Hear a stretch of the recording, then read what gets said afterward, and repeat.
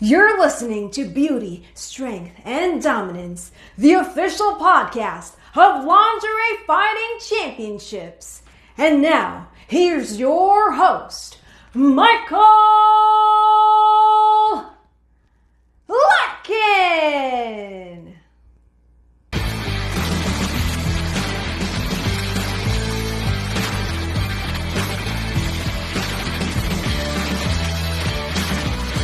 Hello, ladies and gentlemen, and welcome back to another edition of Beauty, Strength, and Dominance, the official LFC Lingerie Fighting Championships podcast. My name is Mike Larkin, and joining me today, guess who's back again? The Adventure X is back. Tell a friend. Lauren the Adventuress Ceccarelli makes her LFC return against Jordan Blue at LFC 46, the Tunnel of Love. Miss Lauren Ceccarelli, how you doing today? I'm doing well. How about you?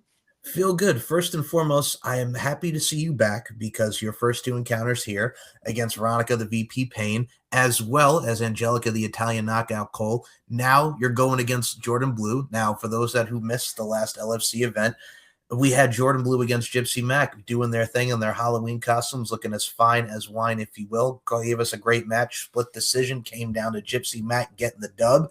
And you, my friend, you're looking to rebound from your loss against Angelica. She's looking to gain another W, and you're right. So how are you feeling going into this bout? I'm feeling pretty good. It'll definitely still be a challenge because we've wrestled on the indie circuit. And she's beat me once, but I've beat her once. So it'll be interesting to see this matchup. First and foremost, if y'all have not checked it out, I'm glad you brought this up because Jordan Blue, I think you can agree with me, much like yourself, and I'll group you into this, like y'all have had such fast rises and y'all have been grinding and showcasing your progress, your discipline, and everything in between these last few years. Like Jordan did her thing on AEW, like she's been everywhere, and it's really great to see her here, not only in LFC, but what y'all do in wrestling into the LFC format. It's going to be some great stuff for everybody. Yeah, it should be a lot of fun. I'm really excited. And for you as well, we're going back to the FSW arena, which has some great things going down on the FSW side. I always say this, and I will speak for you as well here with the West Coast talent up in here. How awesome is it to see? Because I remember as a 13-year-old back in 2005, seeing my first ever Ring of Honor show, seeing promotions like Jersey All Pro Wrestling, NWA Cyberspace, and everything on the East Coast. The West Coast, I mean, you have PWG in California, you got the Santino Brothers Academy, you got Stoner U, and all these great promotions that you've been a part of. Talk about the fact that the West Coast is finally getting some little recognition, a little West Coast love, if you will, for the indies, man. Yeah, it's nice. Yeah, we still have a lot to catch up on with the East Coast. They definitely have a lot more going on in like the South and the Midwest, but I think people are starting to realize now that like wrestling is uh they're starting to respect it more as an art form, which I think is why the East Coast is starting to embrace it a little more. And I think that's a good thing. Very much so. And I can always say, and what I've always loved about your social medias and just you as a person, my friend, and I mean this wholeheartedly, and this also applies to the art form that is professional wrestling.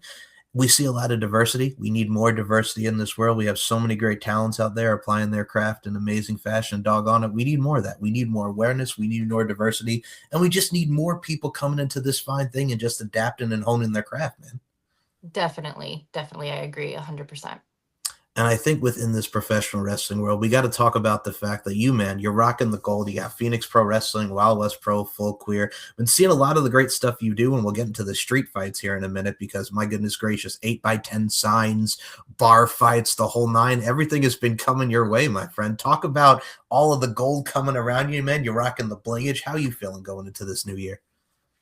Pretty good, you know. I was like, I felt kind of like I was struggling a little bit in 2025, but when I actually look back, it was actually a pretty good year. Um, it's just easy with like social media to get like FOMO for like events you're not at and stuff. And but I look at, all the accomplishments, all the, the belts I've won and all the stuff I got to do, and I'm like, you know what? Never mind. It was a really good year. I shouldn't sell myself short.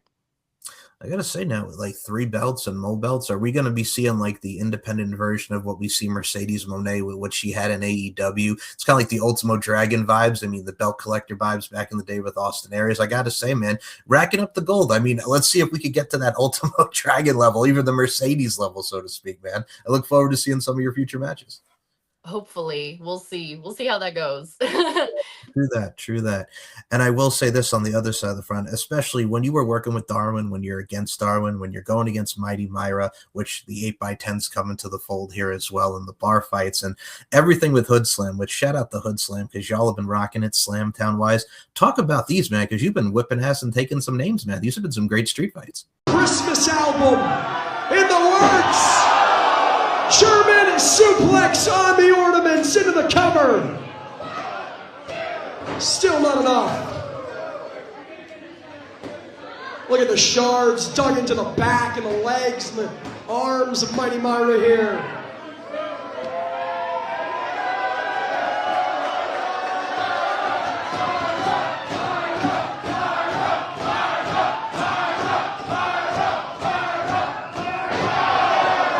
Another German here. His forearm strike right into the working eye, which may not be working anymore. Happy birthday to you! Oh!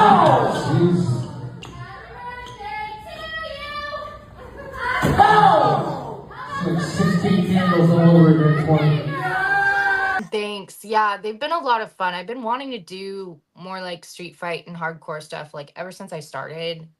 Just because I think they look like a lot of fun, and it's just I don't know. I have kind of a crazy side, and I just like to let that out every once in a while. I actually don't blame you at all because it's so funny that we're even talking about this. I mentioned this in many previous shows, but I don't think I mentioned it to you. Like, I remember as a kid, going into the FYE. Yes, we'll show our age here. FYE. Hello, people. I remember going to the FYE as a kid, man, and I was looking at the wrestling section, right? There was like John Cena stuff. They actually had one of old John Cena's bodybuilding DVDs, which I thought was nuts. But right slap dab in the middle, there was like a Japanese deathmatch DVD tape, and it had like the women covered in the crimson mask. And there was a lot of great Japanese women and Japanese talents that did a lot of crazy death matches, much like we've seen with Foley and Funk and on the men's side of things. But God dang it, man. Like, that's kind of stuff really elevates to another level. Yeah, they go hard, and I appreciate it. A lot of people like it's definitely death matches. Wrestling is definitely like a very niche taste, but it's a big niche. A lot of people like it. But not everyone likes it. It's not for everyone, but I'm a sicko, so it works for me. So, first of all, I like the sicko stuff. I like your style here. All right. So, opening up more to that, I agree with you. Like, it's always been that thing. I've always classified it too, and I think you can remember this as well. Remember in the early 2000s when MTV did True Life, I'm a Backyard Wrestler, and they showed the backyard wrestling scene, and you had ICP come out with like the video game of backyard wrestling back in the day. Like, it was completely different from the model of the WCW, the ECW, WWF video games, and they just went balls to the wall with their story, kind of like also what we're seeing now with the revamp of Juggalo Championship Wrestling. Like, there's something for everybody, and that's what I love about professional wrestling. Like, the deathmatch stuff, it works. You still tell a story with it, but it's also definitely shows the realness and authenticity of it, like a blood feud or anything in that. So it definitely is very compelling. Yeah, definitely. Especially if you really take your time with it and work up a feud to the point where, you do want to like actually see the other person bleed. Yep. It works out really well because, it just it ups the stakes. It's a good way of upping the stakes. Absolutely. And I mean, God rest her soul, Daphne. It's like when I first watched Taylor Wilde and Daphne back in TNA, and I mean, I know that match took a toll on poor Daphne, but God dang it, man, the stuff that they were doing, it was historical at the time. You've never seen something like this. Dare I say, even Taryn Terrell and Gail Kim from Slammiversary back in the early 2010s. Like, if you really amp it up to that vibe, especially, I'll even go back, Trish and Victoria, when Victoria was the psycho bitch, the crazy fan for Trish Stratus. Yeah. I loved that match so much. Yes. Now, which one would you say? Is it the Survivor Series 02 one or the one they did on Raw? I think the Raw one, that was the cage one, right? Yes. Cage match? Yes. Yeah, that one. this one taking me back to Trish and Victoria and Lita. Yeah, good times, man. Good times. Yeah, I love Victoria. So underrated. She was so good. I've always looked at it like this. First of all, again, you're bringing me into my company. I got to stretch this out, man. You're hitting right into my feels here. No, I agree with you because I've always said this. Look at the trajectory of her career. She did her fitness model stuff. She did some bodybuilding in between. She comes in as one of the Godfather's hoes, ladies and gentlemen, the hoe train. She starts out and there's a background role. Then she goes back down to Developmental Mellow. She comes up as the Trish Stratus stalker fan, the crazy fan, jealous of Trish, has that feud, turns into all the things she said by Tattoo, which is such an underrated theme song. She ain't the lady to mess with. Yes, she could do comedy. She can do psycho. She's so deft with what she does. Yeah, very talented wrestler. That's my thing too, man. I think that's another unsung one. I'm going to say right now, if we don't see a Hall of Fame in that woman's future, I don't know what we are doing. Right. We gave it to Tori Wilson, which deserved. Yep. But if we did give it to Tori Wilson, we should give it to Victoria as well. I like your style, yes. And here's my thing. I love Tori Wilson and I love Stacy Keibler. I really do. Working hard, beautiful, amazing woman. But god dang it, man. Victoria is just like, even with Tara, if you remember like one of her interviews when she did in TNA, she's like, you're giving me a spider and you're calling me Tara after Tarantula. And like, she's scared to death. She's freaking out. Like, what if the thing bites me and stuff? And she made that work. She made it work. Yeah. Yeah. It's very much like Britney Spears with the snake. So, okay, we got to talk about this now. I'm glad you brought up Britney. So, first of all, if there's any time, folks, that I want to send anything Britney Spears-wise, social media-wise, this right here is my go-to over here. And I say that wholeheartedly and happily because I was talking to you about this on the social media front. Can you believe that has officially been, god dang it, like 27 years now when they first hit the charts, Baby One More Time. #1 on the charts, man. Nuts! That's crazy. That's what I'm saying. And also, I got to put this over. I did see Instagram reels and just everything you've been doing. Man, you rocked that Oops, I Did It Again dance. Let's talk about this, man, because you've been adding that. Yeah. I think, what was the other one? Addison Rae, and then there's Sabrina Carpenter in there. Love it, man. Yeah. Thanks. Yeah. Ever since I was a kid, I really like Britney Spears when I was a kid. And I just really have been into pop girlies. I kind of got out of it for a little bit because people kept giving me shit for it. Because, you know, anything marketed for women, people don't take seriously. But I'm back in on it, on the pop girly shit. And yeah, Sabrina Carpenter, Addison Rae, Chappell Roan, Taylor Swift, Charlie XCX, all those girls. I'm probably missing a bunch. Even Zara Larson, Tate McRae. Tate McRae's cool.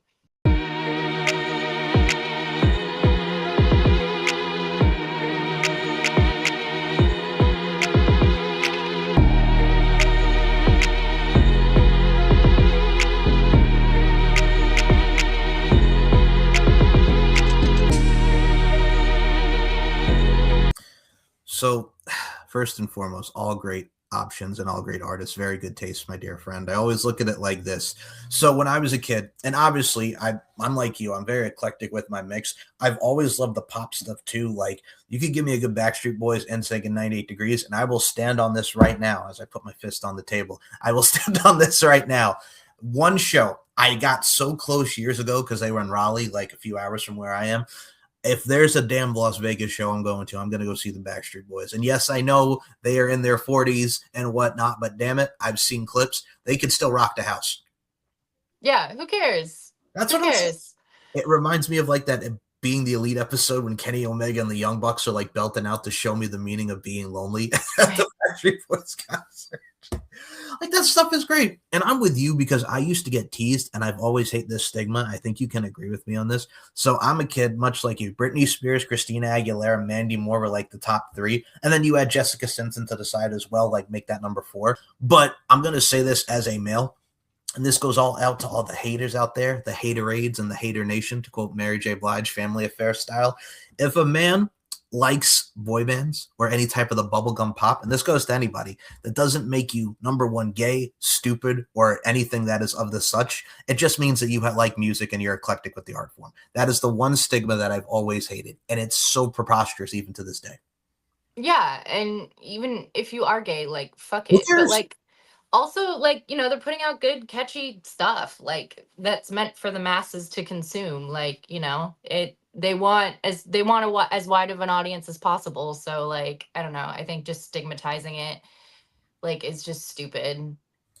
Listen, if my mom was here right now, and shout out to all the moms out there, hi mom, I love you. My mom would tell you right now, because there is a video of me, home video. I was doing dancing to Bye Bye Bye. I can't sing worth a damn. JC Chazé, damn you in your high note. Bye Bye Baby. Let's go. There you go.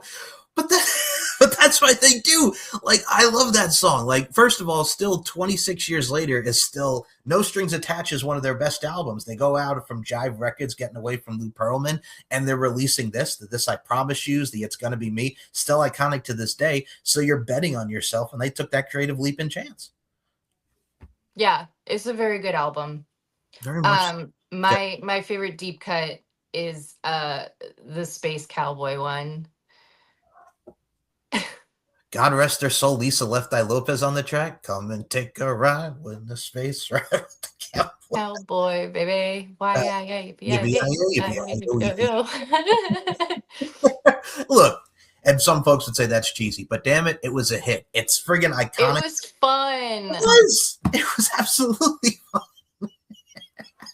That, and I think, what's the other one that everybody gets on them for just because of looking at it now? Digital Get Down. Like, that's still a great song. Digital Get Down. Yeah. Like, come on now, man.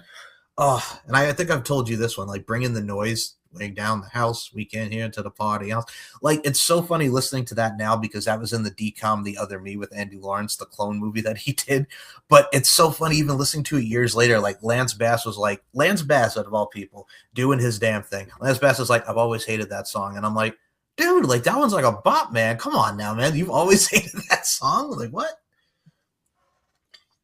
I don't know. I don't know. It's like some of your favorite people that like hate their songs. I remember when Randy Orton was like, I didn't like Burning My Light, but I'm like, dude, that has been like your jam for like over 20 plus years before Voices. Like, when people think of you, they think of that song. It's so recognizable. Yeah. I mean, I would say I Hear Voices is definitely Better. taken over now. Oh, yeah. Like, it's memified. Were you a fan of Rev Theory who sings that? Because Rev Theory actually has some good songs. I don't know if you ever read it there. Okay. So Rev Theory also did I will recommend this to anyone, and I'll send you some songs afterwards. So you could definitely check it out because I know your taste as well. They did a song called Hell Yeah. They did a song called Light It Up, which are also featured on WWE back in the day. So if I can find those tracks, definitely listen to them. They're actually not bad.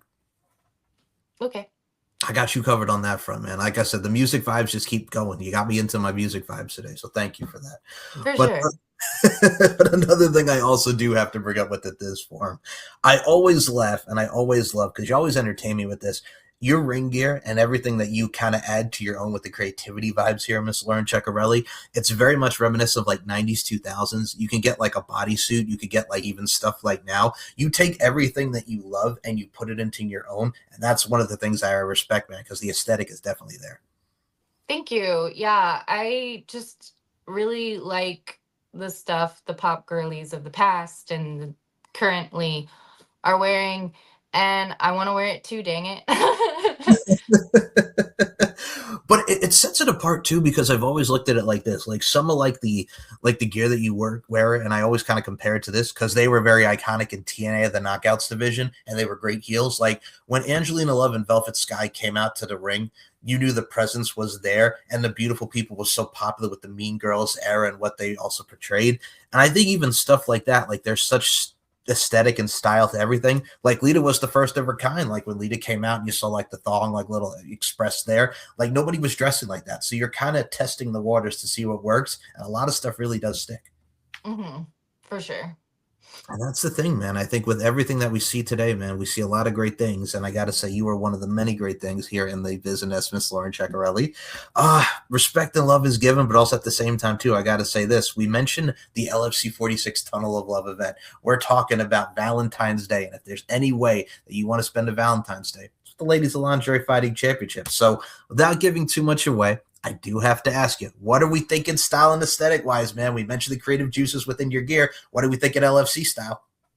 I don't know if you watched the Brit Awards last year or the year before with Sabrina Carpenter when she did Bedchem. Yes. but something like that. I'm thinking along those lines with the red, the red lacy bit. I gotta say, if you come out start lip syncing to Espresso like you do with Hood Slam and stuff, you're gonna pop me, man. You are. No, I gotta tell. We laugh about this and we joke. I gotta tell you, man, it gets me every time you post it, and I love it. Like I mentioned with the Britney earlier in the show, I dig it, man. Like you hit it spot on. The attire, well, first of all, she's a great influence. I mean, this girl went from Girl Meets World in the acting realm, and she's made her own with her music career. I gotta say, you did nail it. I gotta put it to the forefront. You nailed it. You're welcome. Thank you. Yeah. I don't think I could get Sabrina to sign off on the rights of for Espresso for LFC, but that would be cool if I could one day. Can we get like an instrumental, like modified version of it? I think that could work. If we got to get a theme song for Lauren and LFC events of a modified version of Espresso, it's kind of like when Kevin Nash had Still Dre by Dr. Dre and Snoop and TNA at that time, and just one little key instrumental. It works. It works. Yeah. We'll see. We'll see what Sean says. Put that into the suggestion box there, Mr. Sean Donnelly. Hello. But I also was look at it from a stance like this too. First and foremost, I love the attire. I love the direction that you're going, the creativity wise. And I've always said this. And again, we're talking to the haters as I look into my camera here. I don't get the hate for Sabrina Carpenter, and I never will. And I've talked to my buddy about this because he's like, "Oh, he's doing this." Like, first of all, it shows not only just feminism and just creativity and authenticity and authenticness, but it's one of those things when you look at Sabrina Carpenter, she's really taken her art and her craft and applying the sexiness to it, but she's also taken influences of like a Madonna or back in the day. So I think that really makes her stand out from the pack. So I dig it. I mean, I think what she's promoting, she does have a great message.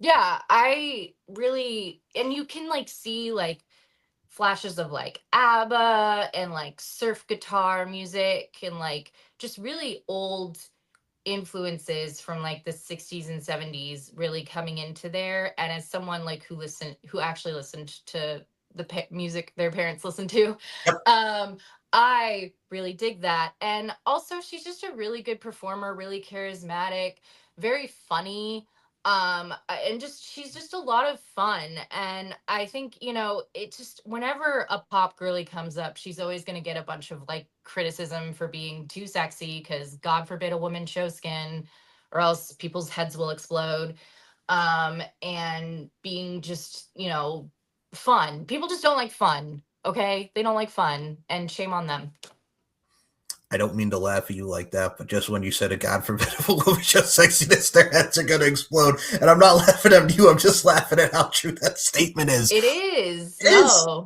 Yeah, I just wanted to make that clear, but I'm just like, it always boggles my mind. And I'm not going to get in too much of a tangent there. We did this before the show. But one of the things I've always said is, if it doesn't affect your life, then just bluntly, and I'll say this in the bluntest of terms and excuse my language because I've been really trying to hold back, but shut the fuck up. Like, literally, yeah, for real. If it doesn't affect you, just shut the fuck up. Because that's what they were going about, like some of her performances and stuff. And she's like, have you seen, first of all, love Britney, we talked about Britney. Have you seen Britney and her performances and how the 99 VMAs with her and NSYNC, and she's just shaking it and the choreography's on point? That's some sex appeal right there, man.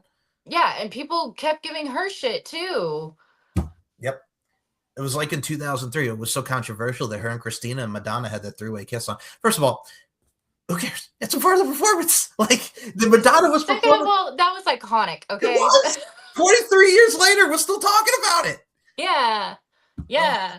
And poor Christina got like shafted. She did a kiss too, and no one remembered. It was just Britney and Madonna, because they cut to fucking Justin and he was like having a reaction to it or whatever, because they broke up. They were broken up by that time or whatever. I don't know. It was dumb.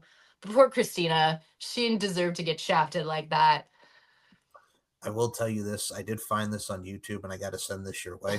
Have you ever seen, and it actually started floating around on Instagram too. I don't know if you saw this, Lauren, but Christina Aguilera at 13 years old on the Mickey Mouse Club singing Toni Braxton's Another Sad Love Song. And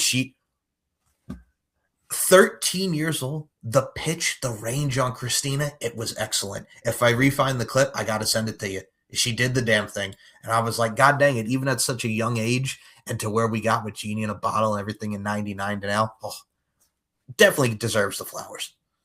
Yeah, she's great. She's probably one of like the all-time great vocalists when it comes to like pop girls, and just her pure vocals are just amazing. Her and Mariah Carey. I got to tell you, one of my favorite Mariah Carey albums, I still have it in my case, Rainbow, because that one had a Heartbreaker remix. Thank God I Found You with Joe and 98 Degrees. Make It Last Forever remix with Nas and on that one and Joe. Like, how great like was that album, and like albums that even before that and preceded it. Like, I don't think she's ever had a bad album. No, I think Rainbow was the first album I owned of hers. I'm clapping it up because as a 90s kid, my mom actually got me that back in the day. I think it was at the Wiz on Long Island when that was a thing. For those that remember the Wiz, the popular CD store, God dang it, man. Like, those are the times, and stuff like that is like closed now, and you just think it's like that friggin' video on Instagram I saw. It's Arnold from Hey Arnold sitting on his bed, and it's him like this, right? And the caption above it says, millennials when they're in their 30s and they realize, look at all the time going past. I'm like, yeah, that's literally kind of where we are right now. And it's so accurate. For real. So much has changed. Yep. Oh, God almighty. I think it's so funny. Like, we were talking about like NSYNC and all that. Like, everybody still talks about it. And I remember like the commercial going into as a kid, like Disney in concert. Like, if they tried to bring that back now, I think we would see still some cool stuff, but it wasn't the same when you had like NSYNC 98, Britney, Hoku, and like all these acts on there. It was like crazy back in the day. Yeah, I don't know if you could do it now, just because like the stuff like back in the day, like I know that's crazy to say when Britney had a song called Hit Me Baby One More Time. Back in those days, you could kind of like blur the lines of like what an older audience and a younger audience was listening to, like what teens were listening to. But like now it's like with Sabrina Carpenter, it's like, well, I mean, she was on the Muppet Show though, so they were able to make that work. You like how they're bringing that back too, just because of the fact, like, how cool is that? The Muppet Show is an all-time classic. Yeah, I know. They keep trying to bring the Muppets back because there is a demand, but then when they come out and release stuff, no one watches. And it's like, you guys are constantly memeing the Muppets. Give the Muppets the love that you keep memeing about. And I will say this, like, well, it's so funny. I always bring up the fact that Hornswoggle has a Muppets tattoo, which is still so funny, but yet it's so cool at the same time. But I always look at it like this, man. Like, the Muppets from their 70s, 80s, even to now, still has such a great fan base. But the problem is, like you mentioned, nobody watches it. Like, I remember, like, still some of my favorite stuff, like you were talking about listening to, like, your parents' music. I'm the same way. Like, I remember growing up watching the Muppet movie, Someday We'll Find It, A Rainbow Connection, like The Great Muppet Caper. Like, those are from the 80s. It's 40 years old now, but it still holds up because of how great like the soundtrack was, the actors, and how everything was so prestige in the films. Like, it's still iconic to this day. Yeah, 100%. And yeah, I really like that they've Miss Piggy has been going on podcasts and stuff lately. I think we need more Muppets doing interviews again. Because they used to do them. They used to do like the late night circuit. So now they're doing the podcast circuit. So I think that's what the world needs to help heal, I think. I think Kermit was just on Jimmy Kimmel, and he goes, Miss Piggy doesn't watch you. She watches the other Jimmy, meaning Jimmy Fallon. I'm like, oh, that's funny. I thought that was a cute little line. That was great. Like that stuff is just funny. And we need more of that too. It's just, especially with how the world is today, man. We need more fun and on the talk shows, man. Let's go. Let's bring it back. Yeah, for real. Well, I will say this for real.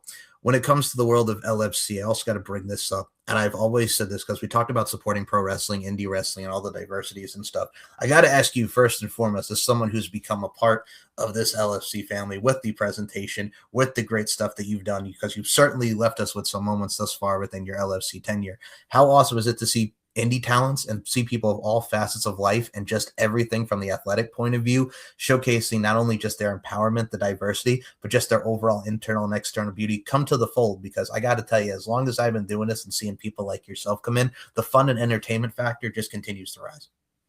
Yeah, it's really cool. I think LFC has potential to be like a really fun place to work and a really fun place to like showcase your range as a performer. and people just need to give it a chance. And I think more people are giving it a chance, and it's nice to see. Agreed wholeheartedly, my friend. I think in any walk of life, because we talked about the art forms, I think really expressing and painting your canvas, because I think you can equate this with me as well. The ring is your canvas. The 20 by 20 ring is your canvas, and that's what you've been doing. You've been painting it. Now, there may be some glass and stuff and 8 by 10s and everything in your ring, my friend, with the hardcore vibes, but you're still putting your canvas in there. It might just be a little disaster piece of masterpieces, but it works. It works. For sure, for sure. And I got to say this now, I thought of you from the pop culture side, and because January just came up, we're already in February, folks, which is still crazy to think that we're already 2 months into the new year because everything goes by so fast. Take it in and enjoy it. But god dang it, man, there were 3 anniversaries. And I know we talk about DCOMs a lot and everything, but this friggin' caught me off guard. Xenon the sequel, the first Xenon, 99 and 2001 right there, and Lizzie McGuire. 20 goddamn 26 years old is just crazy to me. Like how friggin' old that is now. And it's so great. Even crazy even see it's like a rewind now, man. That is crazy, especially with Hilary Duff releasing new music and doing her little shows. Have you seen that? Any of that at all online? I did see her music, and I got to tell you, I saw somebody was like hyping it up, and I got to tell you, the girl still has the voice and the range. I remember when Come Clean and So Yesterday came out, she still got it.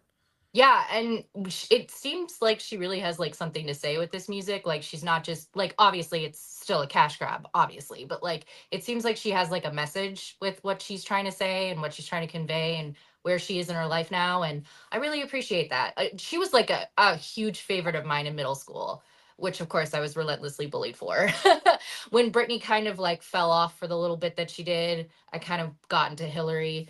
And yeah, people always gave me shit for that. But I sang So Yesterday at a talent show once, and it was awesome.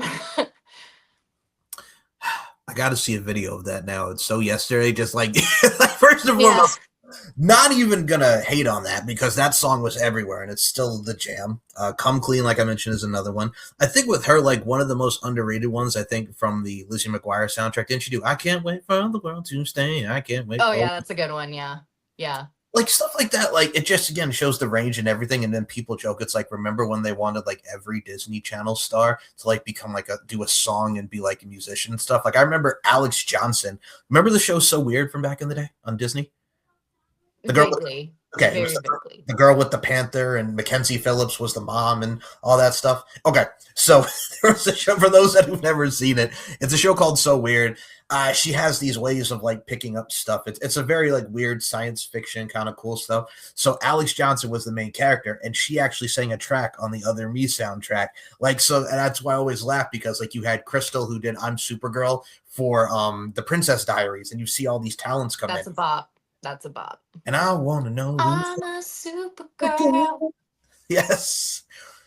Who's going to save me? And she got Kevin Richardson plays the friggin' cook in that video. Come on, man. Like early 2001. Let's go. Oh, good stuff. Who was the other one? Myra? Miracles Happen, I think it was. Oh, yeah. Miracles happen once in a while. Yeah. Yep. That's a bop. That slaps. That still hits. Who was the other one? Oh, well, Play Us Against the World and like all that good stuff. Like, yeah. Oh, that was used in so many things. That was used in Lizzie McGuire also. Yes. And yeah, I think a Mary-Kate and Ashley movie. Right. Yeah, they were trying to promote that song like crazy, and honestly deserved because it's a bop. But like for some reason they just didn't take off. But I guess there were a lot of girl groups trying to make it then, and it was hard. The market was very saturated. But Play, very underrated. Us Against the World, good song. So if I remember correctly, and you can correct me on this as a fellow Lizzie McGuire fan, was that used in the episode? Because I remember was using an important message and positivity at the end of the episode. Was that the one where Miranda had the eating disorder and that? Okay. And they were making the music video. That's the song they were dancing to. Yes. Gordo made the music. That's right. Okay. So here's my thing. And this is why I always complain about modern television. And I know some of them are still doing it, but instead of like, I understand social media has really taken over and there's a lot of issues with it that like kids have to deal with now in the teenage years. But it's like, can we go back to like the serious episodes of like eating disorders and other stuff, please? And that's what I'm saying. I'm saying have more of a focal point with that. Remember we had like everything was about that, man. Oh yeah. Yeah, no, I know. I remember, I think we had a discussion about this the first time we had an interview where like DCOMs used to be like there used to be some really serious DComs like Color of Friendship or True Confessions, or like, like that tackled some very heavy topics. And nowadays it's just like, I mean, Social. I don't know, or the zombie, I think Zombies is what they're doing now. The zombie musical, or Descendants. Yeah. I'm so out of the loop. um, but yeah, it's just like don't get me wrong, there's definitely a time and a place for like fun fantasy musicals, but like also like, kids, it's important for kids to like learn about these sort of things, and like, develop a sense of like different diverse people in the world, and like, yeah, it's important to learn about that stuff at a young age. I think it helps. It's so crazy because it came up on, I follow a lot like a retro news and stuff that's on Twitter for those who've never seen the Retro News Now account. So they said it's the 40 plus year anniversary of the infamous Different Strokes episode, The Bicycle Man, which the owner of the place was was into children and did stuff like that, and he would give them ice cream and stuff. And it reminds me of the 90s. Like, did you watch Smart Guy at all, as in the 90s? Okay. Yes, I did.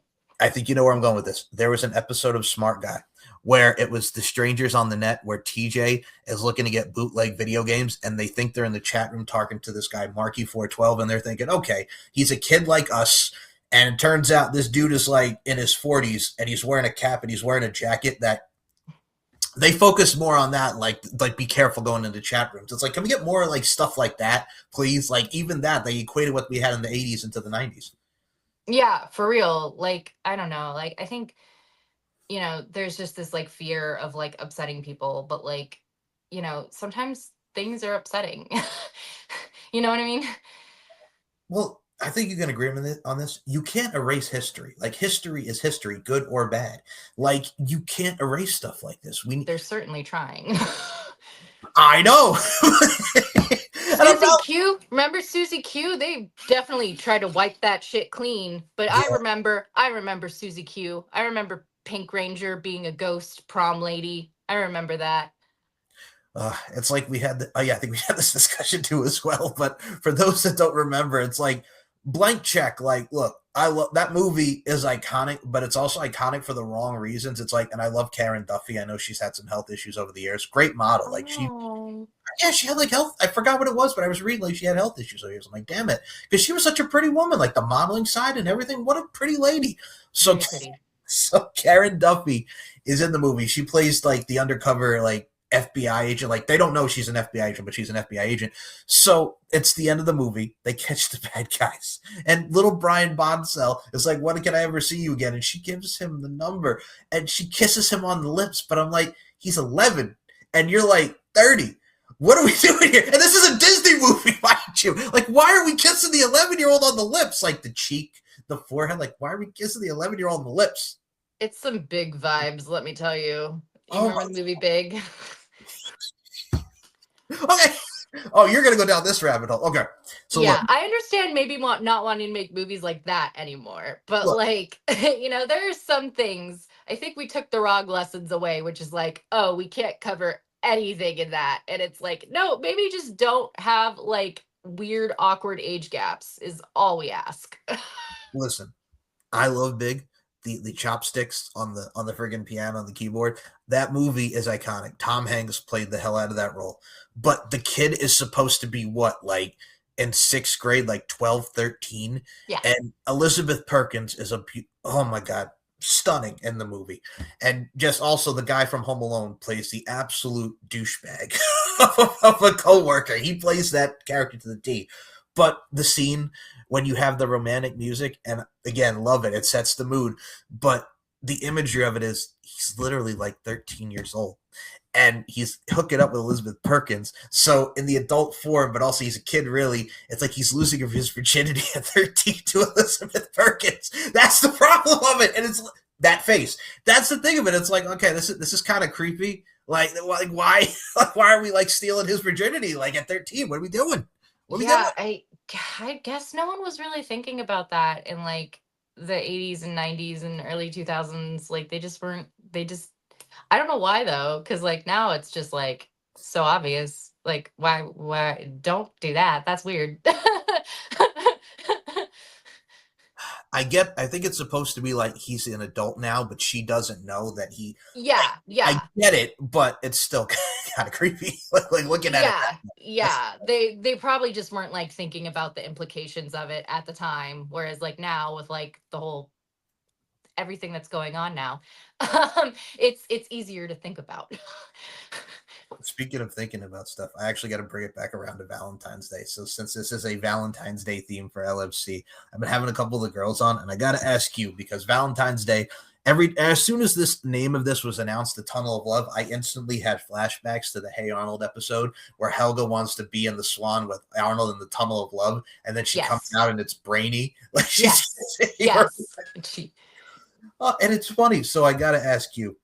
Good, bad, and different. What are some of your favorite things about Valentine's Day? Because we've all been there with the candy and everything that we've got Valentine's in school, and then with our relationships and foundation. Do you have any good and bad memories of Valentine's Day? Anything that really sticks out about the thing that is Valentine's Day, Miss Lauren Ceccarelli? I mean, the candy. I like candy. Yeah, I can't. Like I used to be a Valentine's Day hater. Okay. Now I'm just like indifferent. Like if people want to celebrate it, that's fine. It's not for me personally, but like, if I have a partner that wants to like do something, and then it's like, yeah, sure, of course, let's do something. But yeah, any holiday where I can get chocolates, it can stay. This has become like the number one answer from the LFC ladies with the Valentine's Day. So I wonder why. Yeah, right? I wonder why. Well, okay. See, here's my thing. And I love that you brought this up. First of all, the candy is awesome. We do. And the thing, too, is I was never a Valentine's Day hater, but I always looked at like, I get the sentimentality of it, but I'm also looking at it from a stance, too, now with how dating is and how, all right, I'm going to say it, the red pill energy and all these friggin' influencers that are absolute dickwads. And I'm saying it. I'm going there. It's one of those things where it's just like, it's very hard, whether it be male, female, whatever, whoever's in the dating pool, it's hard to really get into that now because everybody bases shit off of social media and materialistic bullshit. It's just like, man, I'm happy being single. I'm putting it bluntly and honest here. I'm sorry if that gets at anybody, but you get what I'm saying. No, that's totally understandable. The dating world is really hard right now. I've been abstaining. I might dive back into it, but lately I've just been like, I took a 2-year vacation because I couldn't. Okay, so I'll be completely honest here. Like this is how kind of boring I am with it. So there was one year on Long Island and it's been a while since I've been in the dating pool too. So I completely understand and I'm right there with you. I was so excited because they had just got a new Ruth Chris in New York City, and this Ruth Chris. Oh, sick! I love this Chris. Me too. So they just got a new, and this was just happy times for me, just food and the company that I kept at the time. So Ruth Chris had just opened in New York City, and it was literally right near, a couple blocks down, Radio City Music Hall, which like that's even heaven even more. So if you're like on the holiday stuff, get you some Ruth Chris, go see the Rockettes, let's go. So this is the big picture I'm thinking in my mind. So just going to Ruth Chris, that was probably one of the best Valentine's Day ever. Just me and my significant other at the time, just eating steak and everything. That's like the stuff like that. It's a little things, but it was a good dinner. No, that sounds amazing. Yeah. That is definitely one that still sticks out. But yeah, thankfully, I can honestly say I've ended my relationships on good terms. But yeah, I've been on the dating pool too. It's so hard. And I think it's even in your 30s. And as you get older, you just don't want to deal with the bullshit. So it's just like, you know what? I'll stay single. And if it happens, it happens. Yeah. Just kind of wait for someone to come to me. No, I'm right there with you. And I'm not trying to be like a Debbie Downer for everybody out there, but the dating scene has completely changed when you and I were growing up to what it is now with the Gen Zers. I don't get it, but hey, y'all do you. Y'all do you. That's how I feel. Yeah. Ugh. Do you, boo? Do you? Thank you. But I will say this, no matter where we are in life, we do all have a common ground and a common bond, and that is our love for our art forms and our crafts. And I got to say, you have been applying your craft in amazing fashion. I cannot wait to see your return, your resurgence, if you will. I mean, let's be honest with ourselves here. You've had 2 great bouts. Your last one with Angelica, you worked over the leg, but she got you at the end, man. There was a lot of stuff that happened last time, so I know you're looking to rebound from what happened. Definitely.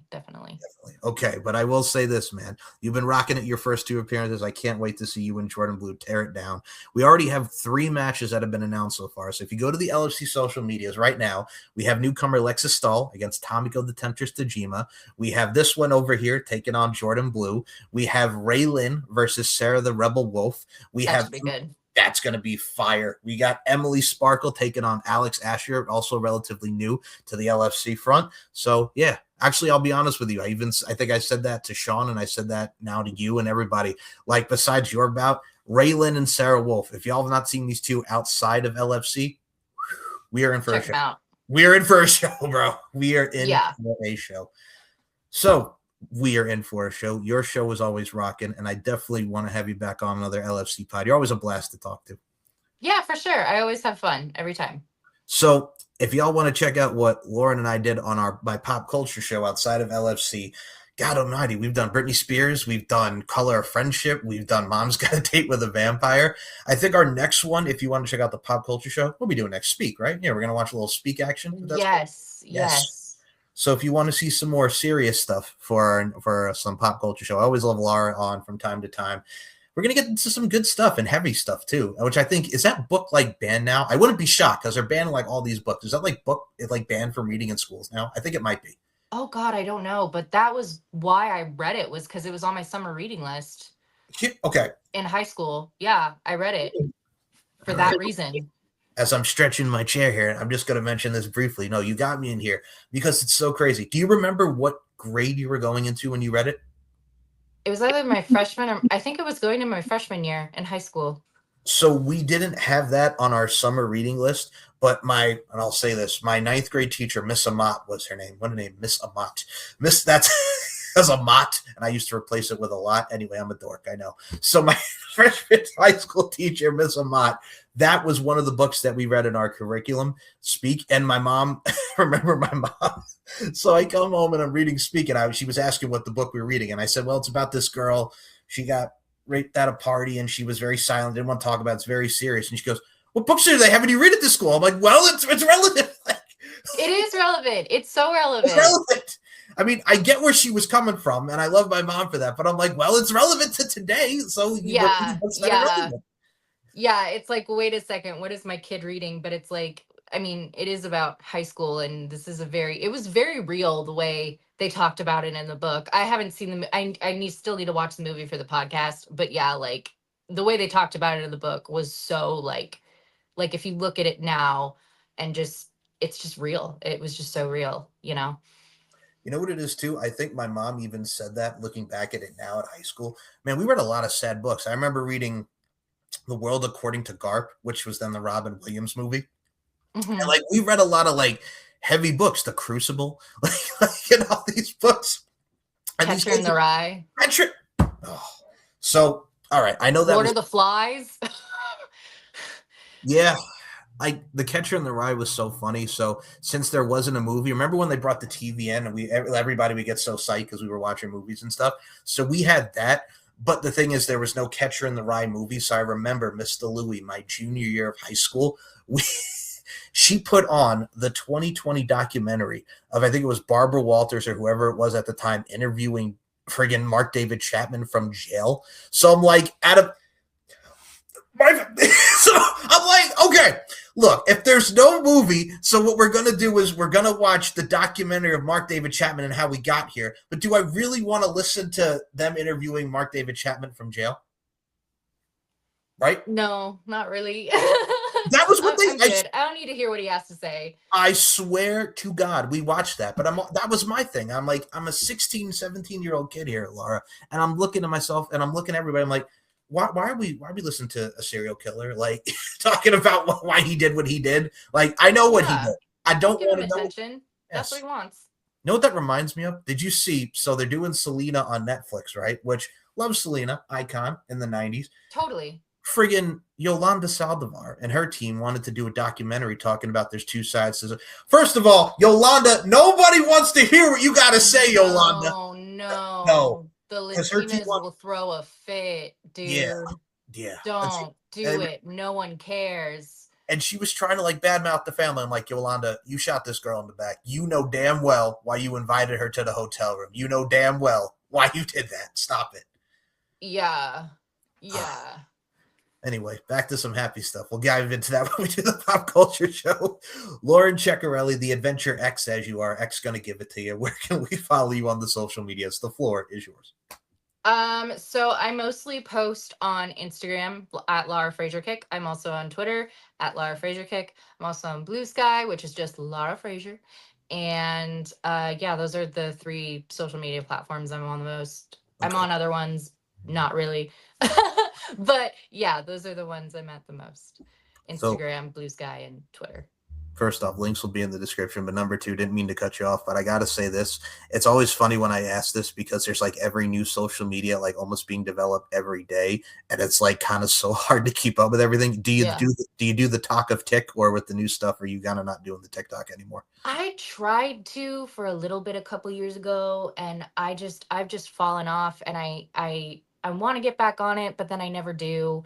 I really do. I need to get on TikTok, back on TikTok, and I need to do YouTube shorts. That's what I need to do. I need to like take the footage that I put on Instagram and put it over. I wish I could just auto post to all 3 at the same time. That would be so easy. Yep. Well, I will say this. It is what it is on the socials front, but definitely go out of your way and follow Lara Fraser.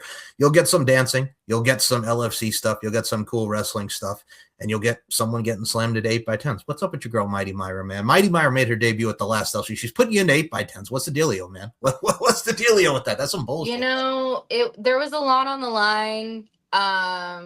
I had beaten her a couple of times before, so she really needed to prove herself. And also, it was a first-round tournament match, and she was going to go on to a 4-way, in which she became the first ever Slampion. So, yay for Mighty Myra. But yeah, there was a lot on the line. So, yeah, she had to take it really far, and so did I. Unfortunately, she came out on top, but I tried my best.